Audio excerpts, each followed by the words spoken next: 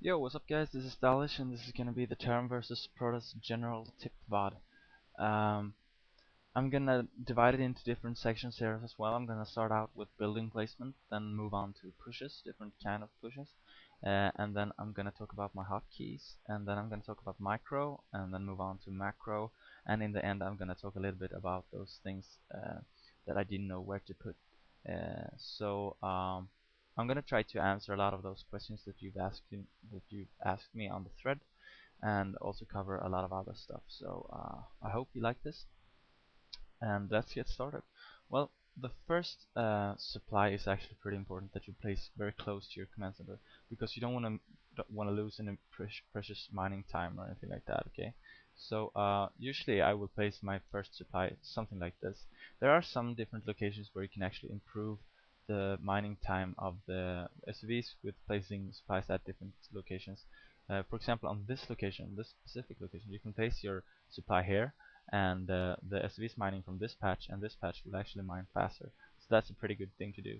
But to just generalize it, I will place my supply um, close to the command center here. And then when you place your first barrack, this is if you're not doing any walling, of course. If you're placing your first barrack and your minerals is to the left of your command center like this, you can place your barrack to the right of your command center. And Marines will be able to fit through here, but sellouts won't. So it's really good.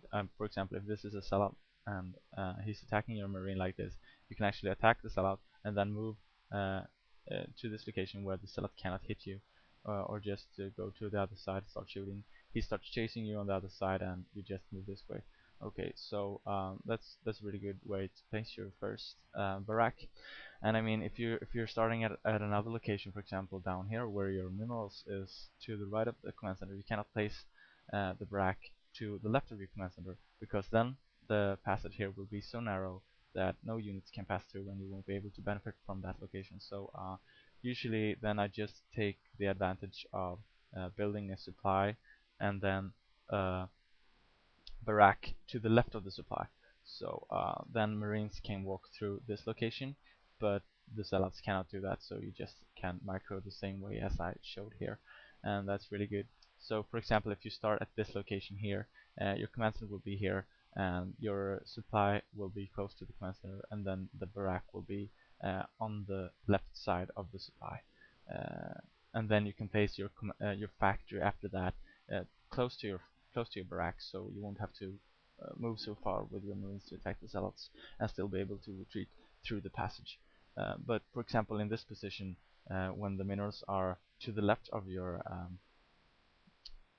oh, he's getting on there, to the left of your command center, then you can actually place a factory up here, and then a refiner here, and a supply here. Okay, so you create some kind of a walling here, and that's a really good thing because the zealots cannot actually move through this location, this location, this location, or this location. So they have to go all the way around here, and then you can block with SUVs and use Marines and stuff like that.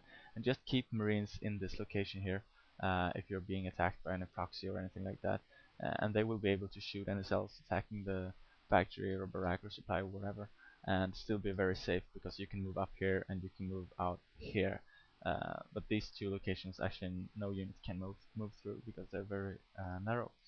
So this is a very good thing. And then later on, if you lift your barrack and start placing factories, you can actually have a pretty good base, a macro position here, because the comset will still be able to fit here, and then you can place your factory something like this, and just set your macro mode area here. So that's pretty good.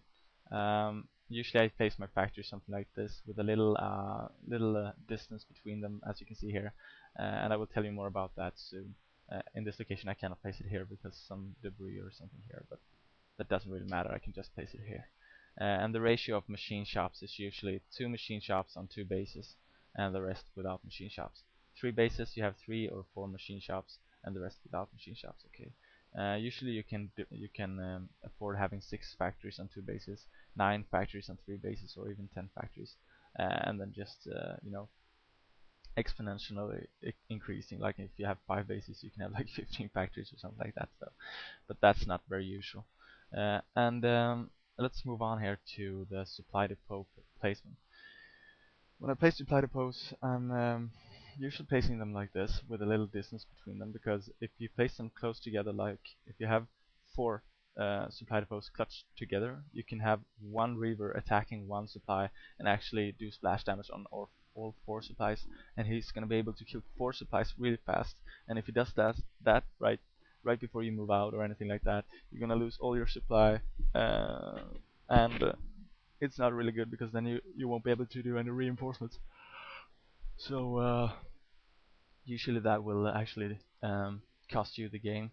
Okay, I'm just gonna make sure that computer is being annoying. Anyway, so that's why you place the supplies like that, and why you place the factories like this is also to get a narrow passage here, so his reaver won't be able to damage 2 factories at the same time, and also um, so that you can move through with units and they won't get stuck anywhere, and will be able to go back to the base if it doesn't recall or anything like that. If it does a recall and it's really narrow and you have to move, let's say from here to here, you can also do the little trick where you actually just lift all your buildings like that, so you get really much area here to micro on. That's usually a good thing. Anyway, that's a little bit about supply placement. I'm going to talk a little bit about turret placement now. For example, there are usually two ways to place turrets. Either you can place turrets, that is the best way to defend versus reaver drops. That is to place turrets around your base. Usually you can have 4 or 5 turrets to cover around your base. Okay. So for example, if I place a turret here, I will cover this area, I will cover this area, and of course this area. Okay. And then if I place another turret on this location, for example, this turret will cover the area down to this location, and this turret will cover the area up to this location. So this whole location is actually going to be covered, because if it comes with the shuttle here, both turrets are going to shoot that shuttle. And if you're uncertain of how the range is, just use a dropship. Let's say this is a dropship.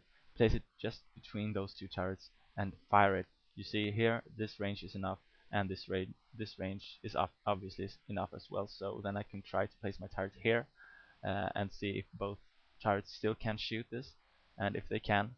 Now it couldn't, so when you come to a location where you actually can fit uh, a supply and none of the turrets being able to shoot it, then it's too far, and then you have to move it a bit closer. So make sure to check up the map of the weeks or something like that, and do this, place turrets, so you will be able to cover the whole base with like 4 or 5 turrets. That's really good.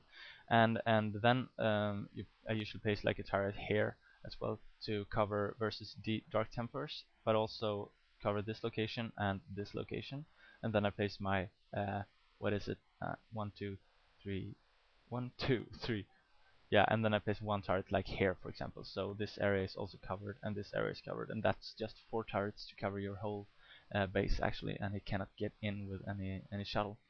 But if it does any DT or anything like that, then I wouldn't suggest placing the turrets like that, because then he can just suicide his shuttle in and then run in with his Dark Templars to your factory line or anything like that, and he will be able to hurt you really much.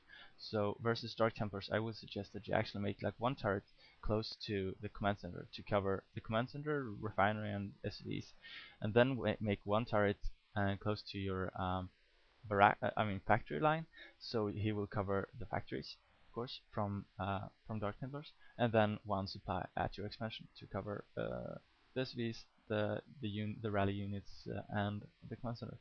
And then you need only like 3 turrets, so that's pretty good. But also keep like a couple of units being mobile, for example 2 unsieged siege tank and 4 marines in your main. So if he comes with the shuttle here, he won't be able to snipe the turrets because you have reinforcements coming really fast.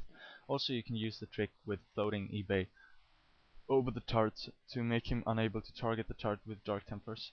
It's really slow here, but I'm gonna show you.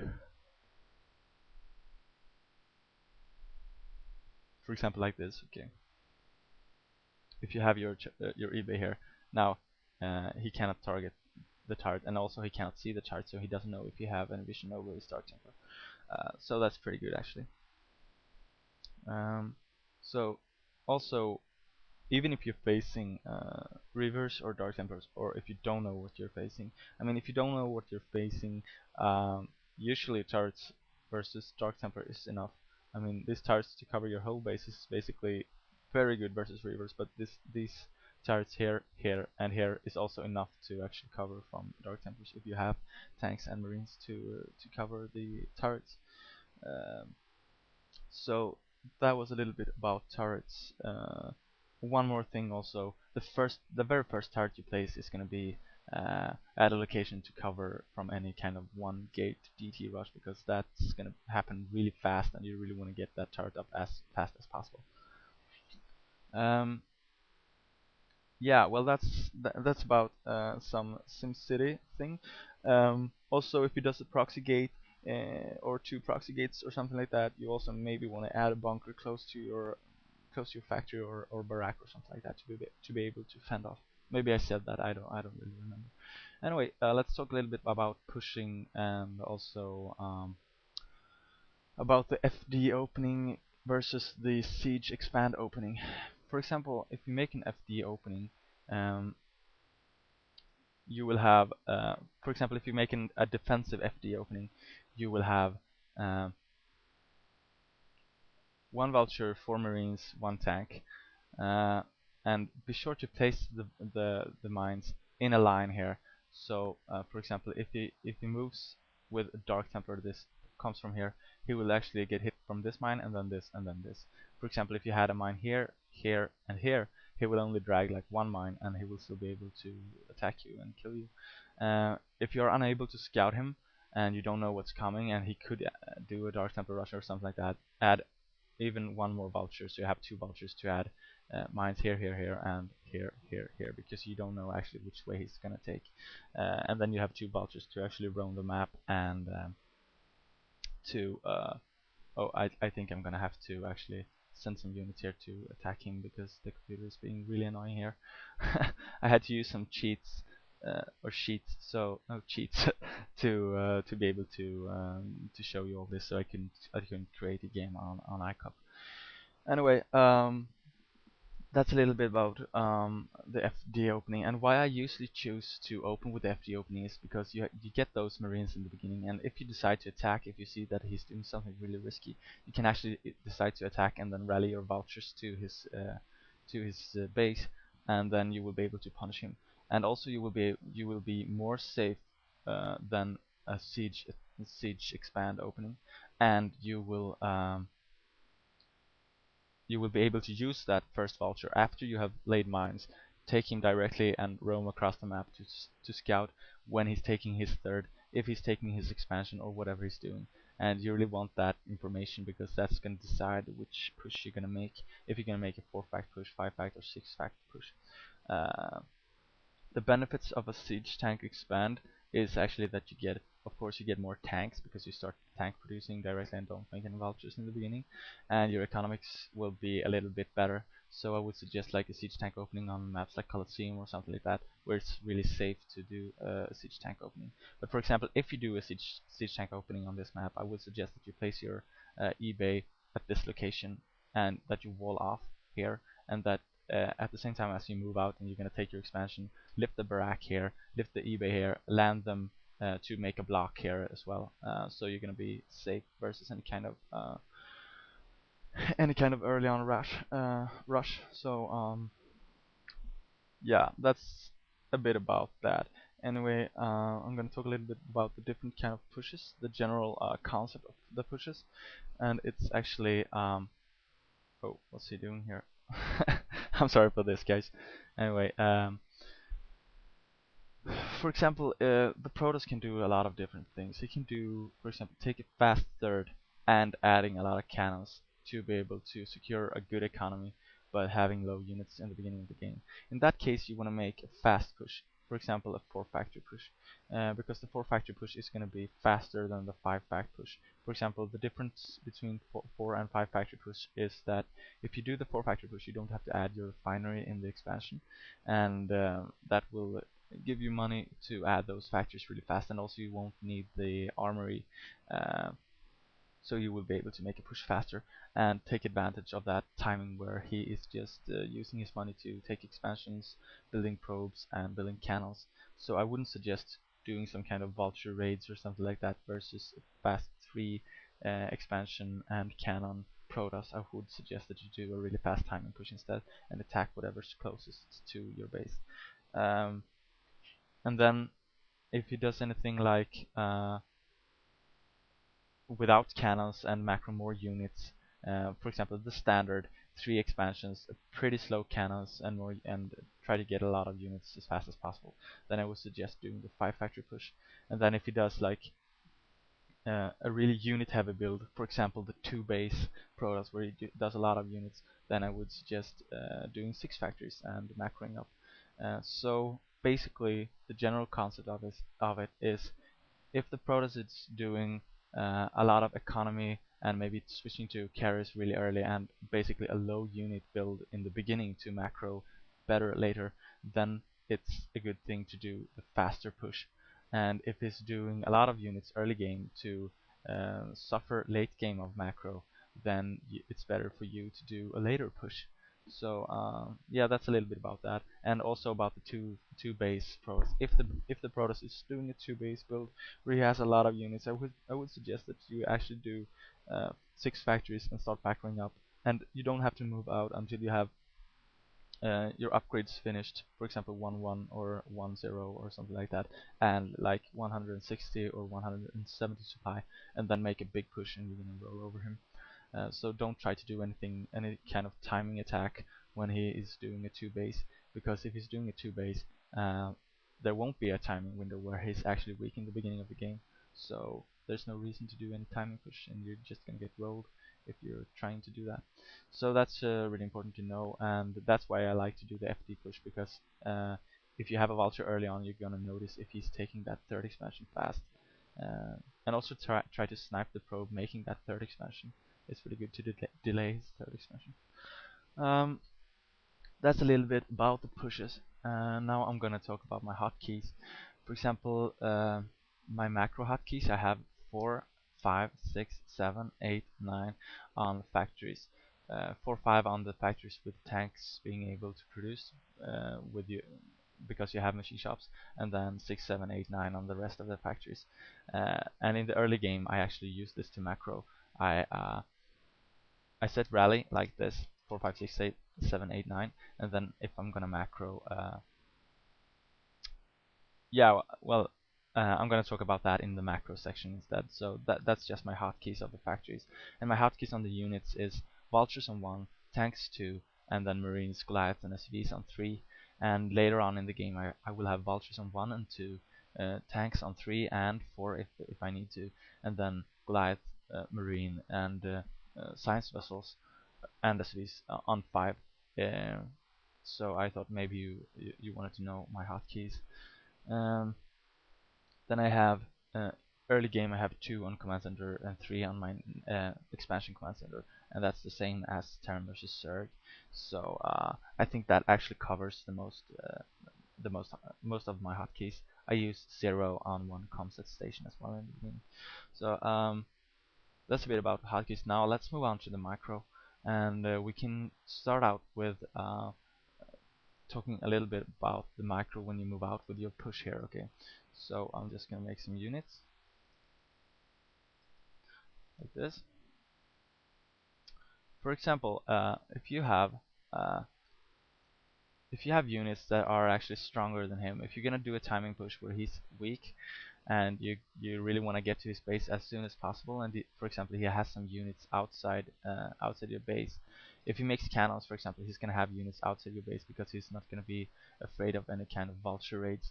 So what you want to do then is, if your units is actually stronger than his units, you want to attack move with the tanks like this, and then try to sneak with the vultures. For example, if his goons are here, try to sneak around with the vultures, go on the other side of the goons, lay mines at this position while you're attacking with the tanks, so he cannot flee, and he's gonna have very few goons. So if he decides to attack here, just attack with the vultures as well, and you're just gonna surround him and rape him like this. And if he tries to retreat, he's gonna go into these mines. and he's gonna die his units as well. So that's a really good way to punish him from standing outside your base and trying to have any kind of map control. If he has an army that is equal in strength to your army, then you should move out attack mode with the tanks, and for example like this, attack there, and then with your vultures lay mines in front of the tanks and in front of the goons. So for example like this, if his goons are here, you can attack like this, attack, then lay mines like this, attack, lay mines like this. Okay, so because this way, if he has equally strength army as you have, um, and he has his goons here, he's gonna try to snipe the tanks, move in, snipe tank, and move away. But if you have vultures there, being in the way, stopping his goons from actually moving forward, and then you have mines, he won't be able to go and snipe a tank, because then he's gonna die the dragoons to mines. So he's actually just gonna try to retreat and maybe fire a couple of shots on the vultures, but that doesn't really matter because vultures reinforce really fast, and you're gonna be able to push him back and back. So that's how you micro versus an equal sized army. And if you have a much weaker army than the Protoss has, well then usually it means that he hasn't done any kind of really early on economic build, but rather like a 2 base or something like that, really heavy units early on. So then you won't be able to do a really fast timing push. So it's better just to macro up in your main and move out with a lot of units later on. Or, I mean, if he has 3 bases and actually has more units than you anyway, then I would suggest that you slowly move out to actually take the third, and then just macro up to like 180 or something like that, and also doing the upgrades and moving on to some kind of a flash strategy, if you know what I mean. If you don't know what I mean, then I suggest that you watch the VOD called Terran vs Protoss Flash Strategy. Uh, because if he has more units and more bases than you, you have to try to macro up and use the advantage that a 200-200 Terran army is greater than a 200-200 Protoss army, especially if you have upgrades. And the best upgrades you can have in the beginning is like 2-1 upgrades, because 2 attack is really good to have for different reasons. I'm not going to walk you through them right here. I'm just going to tell you that 2-1 is really good, and then 3-2 of course is better, but that's going to be really late in the game. So and then just secure your third here to get an equal economy as him. But also, if you really feel that you really have to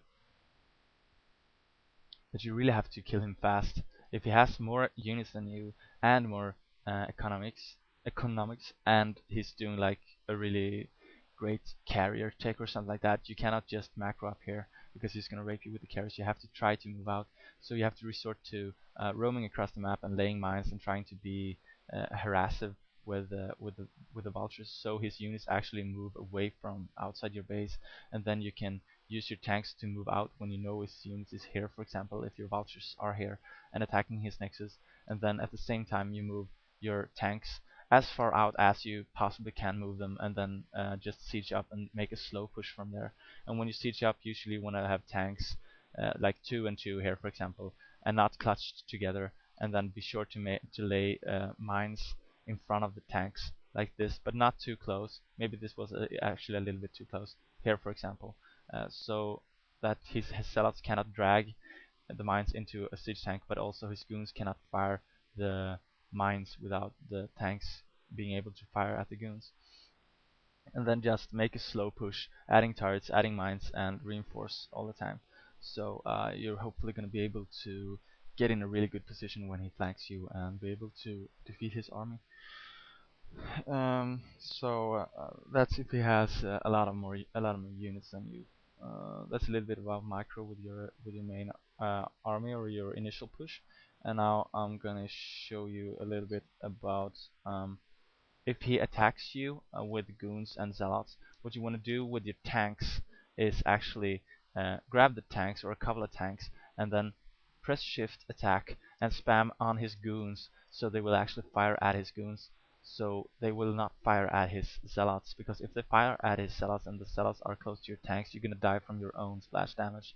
You want to kill the zealots with the vultures, and that you do by first making like a little attack and then move back towards your tanks and just press hold position here behind your tanks or anything like that, and they will wipe out the zealots, and tanks will wipe out the goons. So that's a pretty good thing. Um, yeah, that's a little bit about that. And now I'm going to talk a little bit about how to defend versus reavers. For example, if you have, as I told you in the beginning, one turret here, one turret here, and one turret here, or whatever I said, 3 turrets anyway, or something like that, and then you're going to have one tank, and you're going to have 4 marines. Oh, why did I float it here? Anyway, let's just imagine these 2 SVs are 4 marines, okay? Um, what you want to do is you want to keep some 2 tanks and 4 marines in your base to and don't have them siege mode. I mean, you're gonna have mines here, so you're gonna have vision anyway, and if you notice that he's gonna attack you in the front, just move the tanks to the cliff here or something like that and siege them up, and move the marines close to your tanks or down and attack, and you're gonna be able to defend this attack at your front. And if it does a river or DT drop, you're gonna be able to react really fast with tanks and marines and be able to snipe the Dark Templars before they kill your turrets, and also be able to put pressure on his reavers. So that's a really good thing to have those unsieged in your main in the early stages of the game. Uh, so for example, if he has a reaver and he's dropping a reaver here, what you want to do with your marines and tank is you want to target that reaver with all the fire. Um, and then when he shoots a shot, then you want to move away from the reaver like this, because if the shot is actually hitting you when you're moving away, it will only do half damage. Also try to split up the units so it won't hit all the units at the same time, and move away. And then once the shot has fired, move back, attack, and then move away again once he shoots again. So that's how to micro versus reaver. And if he has, like, if he drops his goon first or sell out first or something like that, just keep moving like this and you won't fire the goon, and wait for him to actually drop the reaver, and then you press attack on the reaver, because he wants you to waste your shot on the goon or the sellout first, and then he drops the reaver, so the reaver won't take any damage, shoot you, and then lift it up again. But you will prevent that by just keep moving like this when he hasn't dropped his reaver, and then attack. So that's how you defend versus Reaver. And I mean, defend versus Dark Templar, it's just simply attack move. It's nothing really hard there. So I'm going to talk a little bit about how to micro versus carriers with Goliaths right now.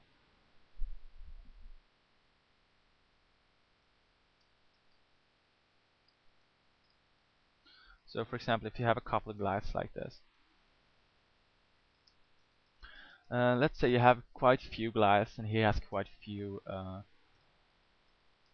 carriers, then what you want to do is you want to move in, you want to target the Goliath with target mode. So you target, move forward, target, move forward, target, move forward, target, move forward. So his carriers won't be able to get away that easily, and we will get a lot of hits on the carriers and hopefully kill a carrier or two or something like that.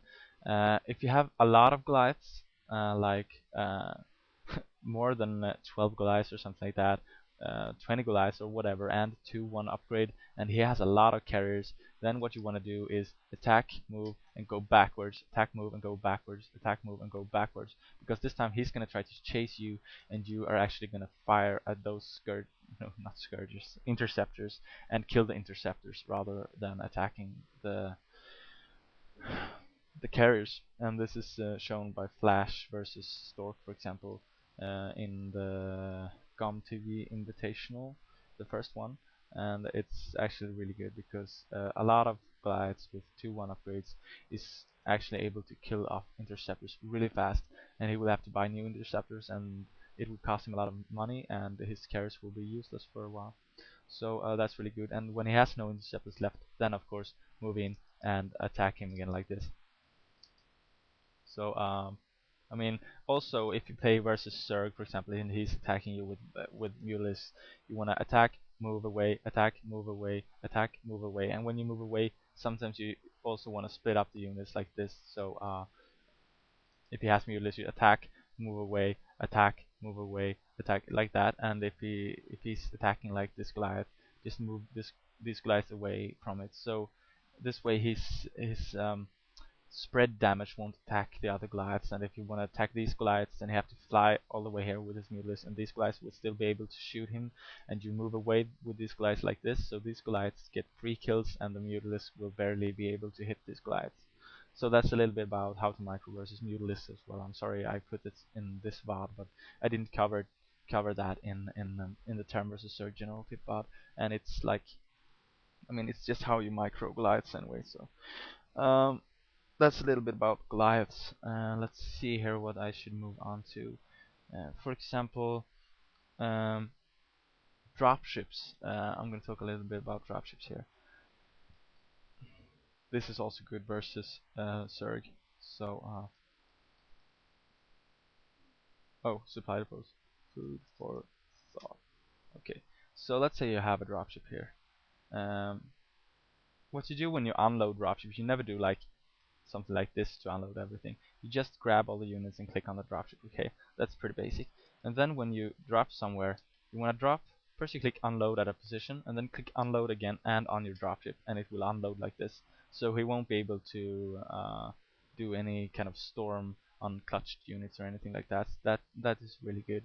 So I mean, if you have a lot of dropships, you just want to do the same thing. Let's say I have 2 dropships now, but it's also doable when you have like 10 dropships or whatever. You just take the dropships and you're gonna drop at this location here, and then you just, when you get the location you want to drop, you just click like this, okay, and they will drop like that. And that's a really good thing, because then they are spread out, and it's always good to be kind of spread out versus Templars or anything like that.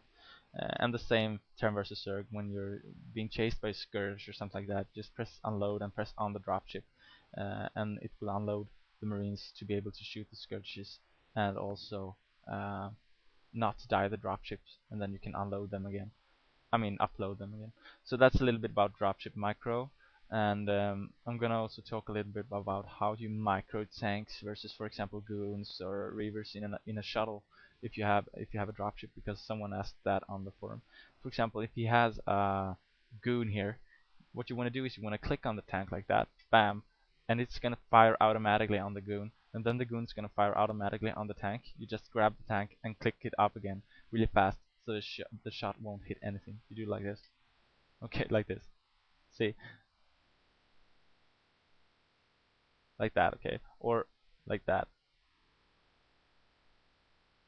Okay, and the same works with reverse shots, because they are also slow and have to do an animation before they actually can hit the tanks. So that's what you want to do versus goons or reavers if he has a shuttle as well. And also be sure that if it's early game or something like that, make a wraith also here, so you can do this and he's gonna try to do this as well, and then you just attack him with the wraith and he can't do that, and you're gonna own him. So that's a little bit about how to micro with the dropships. And let's talk about early game Marines versus Zealots. Okay. Um, if he has a Zealot here, for example, and you have Marines, usually you won't have more than like 4 Marines, and he will have like 1 or 2 Zealots attacking you. Uh, and if this Zealot is coming like this, what you want to do is you want to attack the Zealot with all the Marines. Click target on one Zealot, because you want to kill them one by one. And then then you're gonna see which Marine he's actually going to attack. You grab that as that Marine and move him away, and the Zealot will follow this Marine. And if you just keep on moving around your units like this, he's gonna have to change target to some other Marine, and then you just start attacking with this Marine and take the other Marine that he's attacking and start moving him. So this way it's gonna look something like this, for example.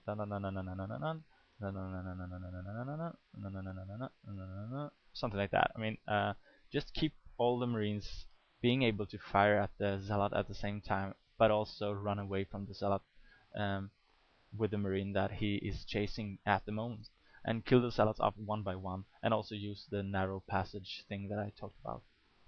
So that's a little bit about that, and I think I've covered most things here with the micro, and let's move on to the macro.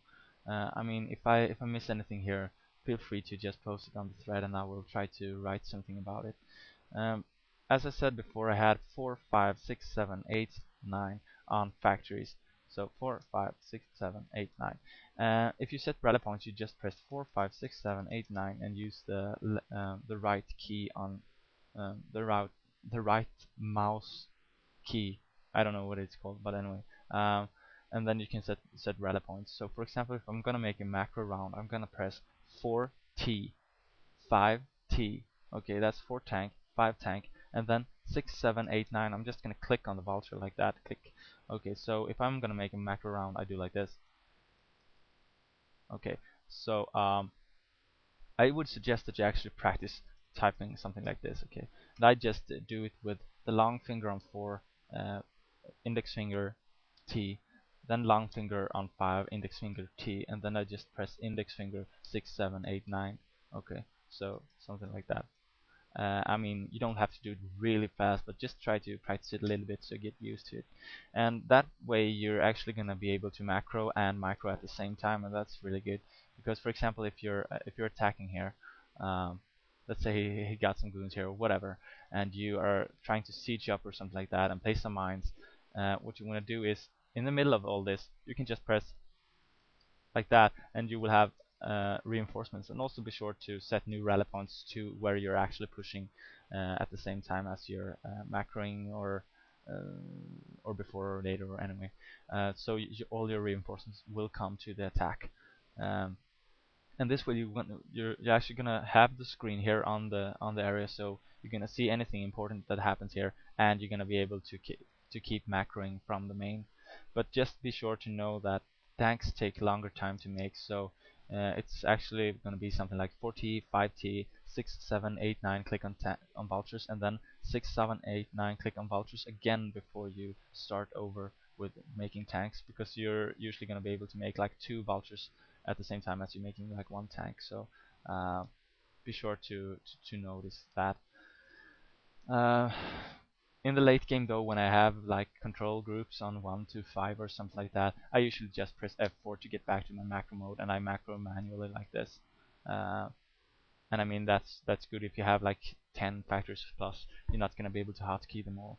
So that's mainly when you make the first push in the game that I use those hotkeys, and that's actually pretty good. That has worked for me. So I suggest that you practice that. So that's a little bit about that, and now I'm gonna move on to the extra things, some things that you've asked me that I don't know where to put, and also some other stuff. So let's start off with, for example, if he goes to a location with the probe and actually places like a pylon here and a pylon here, um, and then he places a cannon uh, that you cannot attack. This can happen on some maps, and it's really annoying if you don't know how to handle it. So let's say, for example, he has a pylon covering here, a pylon covering here, and then a cannon here. I know it can't fit here right now, but I mean, just imagine.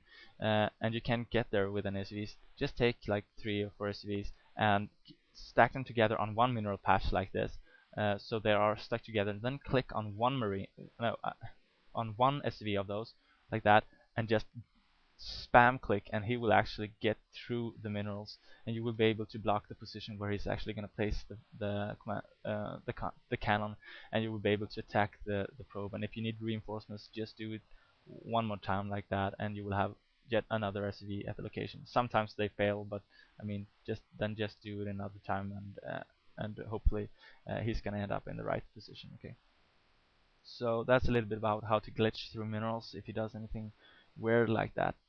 The ratio of units I'm going to talk a little bit about, and well, usually the ratio is representable for the ratio of machine shops, like 2 tanks, 4 vultures, and then just for example 4 tanks, 8 vultures, and so on.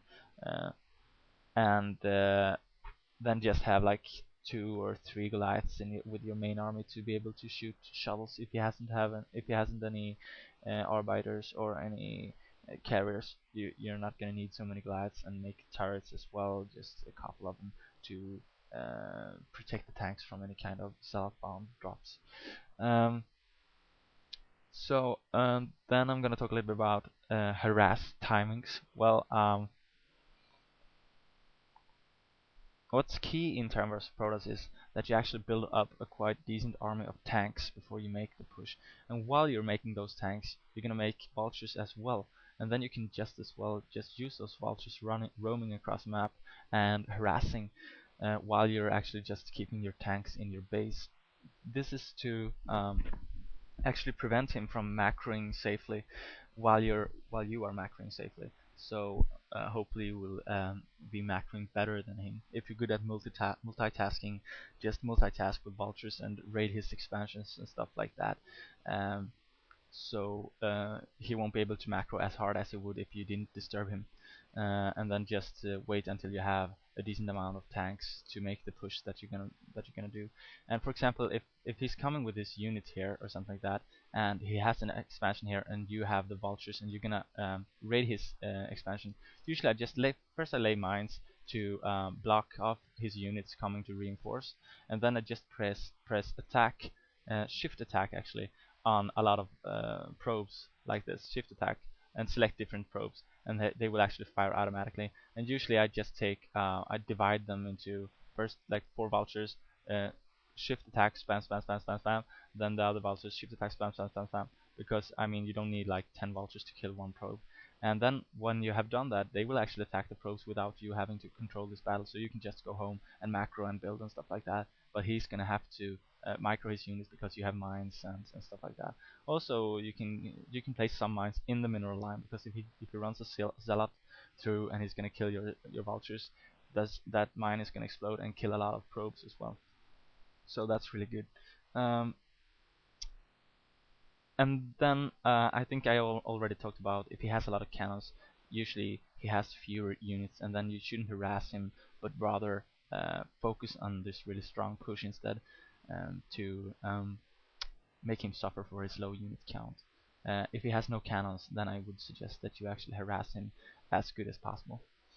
Um, and then someone asked me about 14 Nexus. Well, 14 Nexus is actually a bitch. Sometimes it's really hard to actually counter 14 Nexus if it's a far position or something like that. Usually versus 14 Nexus, I try first off doing some kind of FD push, especially if it's close position. Or if you don't want to do the FD push, you can just send your first vultures and try to micro them, attacking his cells or something like that.